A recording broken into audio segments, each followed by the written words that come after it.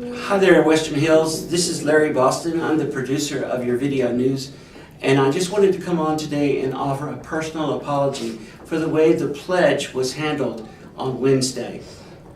I don't hear very well. I wear hearing aids, and so I did the editing that day, and I had some students come in to help us get a new audio track for the pledge. I finished the editing, submitted it to the district, and then afterwards I was listening to it on a computer that was louder than where I was editing, and I noticed that one of my students was being very inappropriate by affecting a girl's voice and then singing crazily through the Texas Pledge. I just want to apologize for that. I'd like to give you a gift from my childhood. There was a comedian named Red Skelton who was very, very popular. And at one point in time on his show, he decided to imitate his teacher that he had in school, who explained to his class the importance of the Pledge of Allegiance. So, if we can, let's take a look at Red Skelton. Thank you.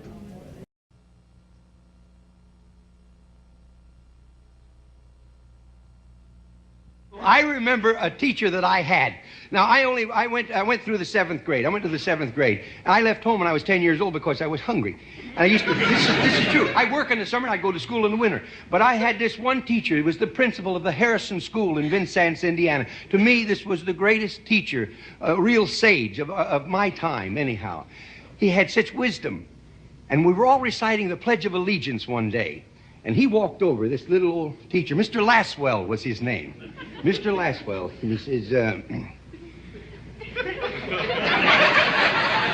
he says, I've been listening to you boys and girls recite the Pledge of Allegiance all semester. And it seems as though it's becoming monotonous to you. If I may I recite it and try to explain to you the meaning of each word. I, me, an individual, a committee of one, pledge, dedicate all of my worldly goods to give without self-pity, allegiance, my love and my devotion to the flag, our standard, Old Glory, a symbol of freedom. Wherever she waves, there's respect, because your loyalty has given her a dignity that shouts freedom is everybody's job. United. That means that we have all come together. States, individual communities that have united into 48 great states. 48 individual communities with pride and dignity and purpose. All divided with imaginary boundaries, yet united to a common purpose, and that's love for country. And to the republic, a state in which sovereign power is invested in representatives chosen by the people to govern. And government is the people, and it's from the people to the leaders, not from the leaders to the people, for which it stands. One nation, meaning so blessed by God, indivisible, incapable of being divided, with liberty, which is freedom, the right of power to live one's own life without threats, fear, or some sort of retaliation. And justice, the principle or qualities of dealing fairly with others. For all, which means, boys and girls, it's as much your country as it is mine.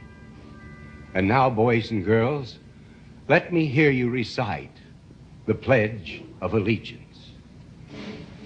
I pledge allegiance to the flag of the United States of America and to the republic for which it stands, one nation, indivisible, with liberty and justice for all.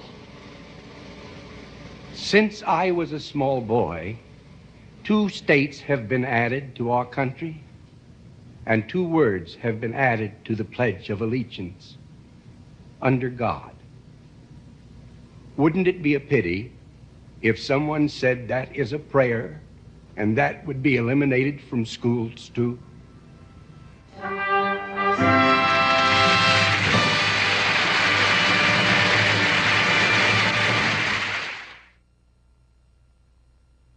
Please rise for the Pledge of Allegiance. I pledge allegiance to the flag of the United States of America and to the republic for which it stands, one nation, under God, indivisible, with liberty and justice for all. Please remain standing for the Texas Pledge. Under the Texas flag, I pledge allegiance to thee, Texas, one state, under God, one and indivisible. And now for a moment of silence.